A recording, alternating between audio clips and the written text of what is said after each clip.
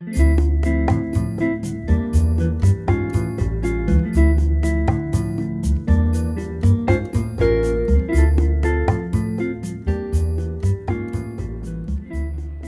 I'm Jim Shaw, publisher of the Colonial Times Magazine here at Lexington, and I'm with Colleen Smith, my longtime co-host for Good Coffee to be here. Good to with be the here, Candidates. Jim. Both Colleen and I serve as members of the board here at LexMedia, and I think this is our third or fourth year doing Coffee with the Candidates. I think so. And from all indication, people really seem to like this format. They get do. to get almost like a personal experience with the candidates. But once again, 2017. So, and we've got three candidates running for selectman this year, and we're joined by one here, Michelle Ciccolo. We also have Glenn Parker and Doug Lucente, who will be joining us a little later on.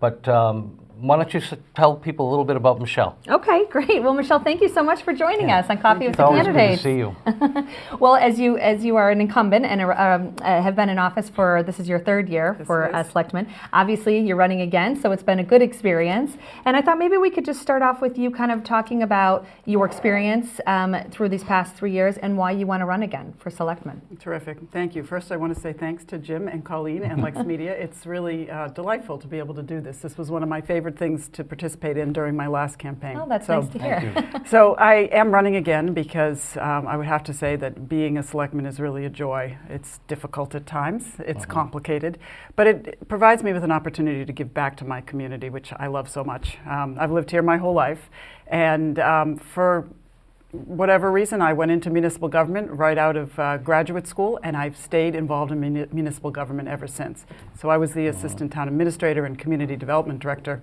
in Hudson, and did that professionally for 2 decades.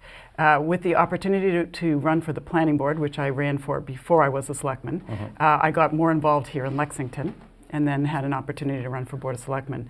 And being on the board really provides me with an opportunity to share my expertise, to hear my neighbors and their needs and bring their ideas and issues forward. And it's really been a wonderful opportunity for me. And your involvement extends not just here in Lexington, but it goes out. I mean, Mass Municipal Association, the Mass Selectmen's Association, your leadership roles in all of those organizations. Are you you just reelected to a second term as vice chair? Vice chair of the Mass Selectmen's Association, which is part of the Mass Municipal Association board and part of the Local Government Advisory Commission, which means that we get to meet monthly with the Lieutenant Governor and cabinet secretaries, and sometimes the governor even comes. It's a really wonderful opportunity to be at the cutting edge of where legislation is going for municipalities, and to bring back information about grants, about changes in statute. It really helps, I think, for me to bring that information to Lexington and keep us ahead of the curve. That's great.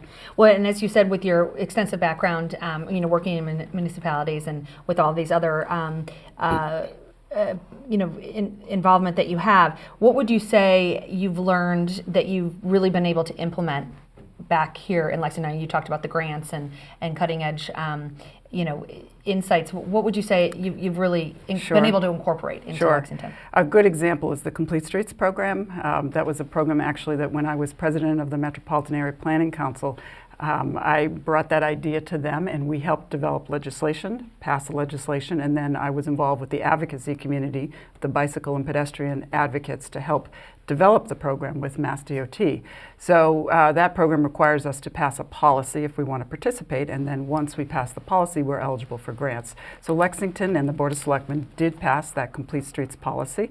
And for people who don't know what complete streets are streets that are safe and comfortable for all users of all types. So you're not just designing and maintaining your streets with the automobile in mind. You're looking at it holistically and finding ways to balance the needs of all of our users, including our most vulnerable, like children and seniors. So complete streets are really important, especially as the suburbs continue to grow and the pressure on our road infrastructure is greater. Most recently, we now, of course, the selectmen don't write the applications themselves. We support staff, and our staff in Lexington is spectacular. And the engineering department and the planning department wrote the grant that we recently got, and we received almost $300,000. There was an award ceremony at the State House just last week for that funding. So nice. That's a very concrete example great, of knowing about a program, being ahead of it, and being able to apply before the funding runs out, because sometimes if communities drag their feet, they don't get in at the beginning when the money is more readily available. Right. Okay. And I noticed, though, by the way, when you talk about all-encompassing use of the roads and all of that, it took me a little while. I live up on Walton Street, but after the reconstruction of Concord Ave, they put signs saying basically the bicyclists, the whole road is the lane, which is kind of interesting. Because I don't, sometimes people will look at it, they don't understand, they see a small lane and think that's the bike lane. Right. So people really have to be on their toes looking for cyclists, kids, what have, particularly in school zones, I think. That's right. It's very important. And we're working with our bicycle committee to try to do more public education around that very issue, because it is important that we understand that we have to share the road and keep everybody safe. So, Michelle, why don't we talk a little bit about, you've mentioned about a comprehensive master plan and really kind of, looking at the big picture and what does that look like to you and how would that be implemented in Lexington? Absolutely. So Lexington's comprehensive plan is very old now, and depending on when we start it, if we fund it this year, it may be close to 20 years old by the time we complete it, because it takes a couple of years to do a master plan, a comprehensive plan. But comprehensive plans are an opportunity for a community to get together and develop a shared vision about where the community wants to head. And there are very specific technical areas that have to be studied in a comprehensive plan. Not surprisingly, there are things like municipal facilities, transportation, economic development, housing, and we often now do public health and energy and sustainability when we do the comprehensive plan as well. And you start with a visioning process, and you complete it with an implementation plan that's very specific. And of course, that helps you also look at land use patterns, which is one of the things that's most relevant to a comprehensive plan. The planning board has brought an article forward to ask that this be funded this year, and I've been very actively supporting this, because communities that don't have a comprehensive plan tend to struggle with consensus. They tend to have more infighting and less of an ability to move projects forward. And I'm starting to see in Lexington, it's been so long since we've done ours, some of the disharmony, some of the anxiety that residents are feeling as the community's changing rapidly with the pressure of development. Those are things that we need to get ahead of and not let happen to us. By getting out in front of it and developing the comprehensive plan, we bring everybody together, we document where we want to go, and we have an action plan. So it's a very exciting opportunity for the community to participate in, and I really do hope that town meeting will fund it in the spring, and we'll see what happens. Great. Well, I think as we've had a large election, and now we're talking about local elections. You tend to always have people, as you said, a lot of anxiety and people complaining or saying what's wrong with the town or what's happening. But there are so many wonderful things about Lexington. Why don't you touch upon in your role as selectman and what you've been able to see over the last few years? What is working in the town? Yeah. Thank you for that question. Lexington is a wonderful, wonderful place. There is no community, I think, on earth like it. And I've worked with a ton of towns. And, I do municipal and community development consulting now for my day job. So I'm working with the city of Newton, the town of Wellesley, Sudbury, Haverhill, Gardner, so a wide range of communities that I'm working in, and I see what they're like and how they operate. And Lexington is very blessed that we have spectacular staff. We have a cohesive team of people that really help manage our community, and they manage it very efficiently and effectively. So that is something that's absolutely working. And I would say that we have a higher level of citizen engagement than almost anywhere else you'll go. And the expertise of our residents here in town are such an added value to our discourse and to what we're able to achieve as a community together. People come forward with wonderful ideas, and they're not just talking. They back it up with volunteer time and hours and help us form committees and use their expertise to better the community. And I would just say one more thing that I'm really proud of that I think is working so well, and it's a good example of the community coming together to do something that they wanted to do, is the community center. I was chair of the ad hoc committee before I was elected selectman, and we finished that project up during the beginning of my first term. And that is an example of a community saying we want to have a better facility where we can all do activities, where we can learn new things, where we can come together and have a shared sense of community. And we wanted it to be very much inclusive and intergenerational. And the vision of the community was really, I think, realized at that facility when we opened it up about a year and a half ago. Can I ask you on that note, though? I know that you've been able to accomplish a great deal and bring so many different constituencies together under the roof of the community center. I know that there was some talk about the young folks in town and having more of a presence with youth. I know it's a little, and correct me if I'm wrong, but a little slow to the draw, because I know that they were looking to engage the carriage house and do other things. So for those folks who are maybe a little concerned about the youth component. Maybe you could talk a little bit about that. Yeah, thank you. We spent a lot of time in the committee talking about how to engage the youth, and we went and visited a number of different youth centers as well, the committee members, really to gather information. And one of the things that we learned is when you want to open up a teen center or a separate youth center, it has to be a very deliberate, slow process, or the kids won't come. So you have to engage them at an early age. You have to involve them in the creation of a separate area for them, because if they don't feel that it's theirs, if they don't take ownership, they won't participate in the end. So when we had the opportunity to purchase the facility where the community center is today on Merritt Road, there were many steps that we envisioned going forward in the future. And the first part was basically to renovate the existing facility and get the community into the building. But it is important not to get too far ahead of yourself too quickly, and we have, mapped out a longer-term vision for potential use of the carriage house, eventually having a larger multi-purpose room that could accommodate. The goal was 300 to 350 people, so we don't yet have that large room with the commercial kitchen, a gymnasium, and some of those things will be taking a little bit longer to come to fruition as we look at how to best achieve some of those goals. Okay. When we talk about capital expenditures, capital improvements, I know one of the issues that the town has been grappling with is sort of dealing with public safety in their capital needs.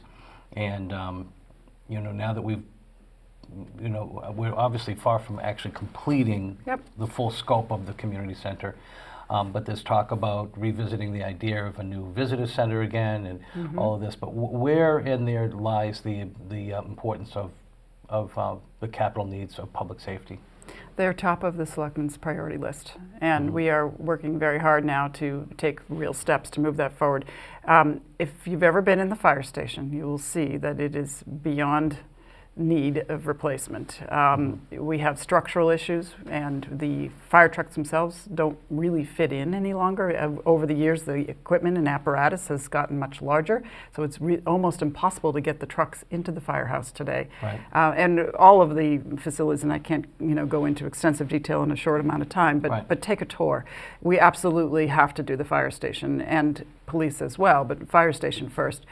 We've spent countless meetings over the past 3 years that I've been on the Board of Selectmen talking about different locations for the fire station, and it is a very narrow window of where we can place the facility in the community because of response times. So you only have a very small number of blocks in town where we can actually look to put a new facility. So we've looked at a lot of different sites, and very recently with Liberty Mutual building becoming available for purchase, that was an opportunity that enabled us to finally move forward with this critical project. We were able to buy that building to house the fire department temporarily while we build a new fire station on the existing site, which is still the preferred site in terms of access to the community and response time. 'Cause geographically it geographically it fits. It makes the most sense, and the road network works particularly well there, where they can head up Bedford Street or Worthern, or straight to and connect up to Mass Ave. So it's really a very strategic location, and we're very fortunate that we're able to get started on that project now. Right. I think along the same lines is talking about the tax burden and, or, kind of these significant capital projects that we touched upon with the fire and police station, but also the Hastings School. And how do you feel, the taxpayers are, I definitely thinking, seeing a little bit of anxiety around, the tax burden of these significant capital projects. Yes. What's your kind of insight or, suggestions around that? It's a very difficult question. We have a lot of capital needs right now. One of the things that we have been doing very diligently over the past number of years is putting aside money in the Capital Stabilization Fund. And that money that's been building up for a rainy day will help us offset the taxpayer increases that are coming from these large capital projects. Clearly, it's a balancing act, but we do have excellent personnel in our finance department and excellent committees that have helped to guide us in terms of having a very specific plan, so there's not a huge swell in any one year of costs.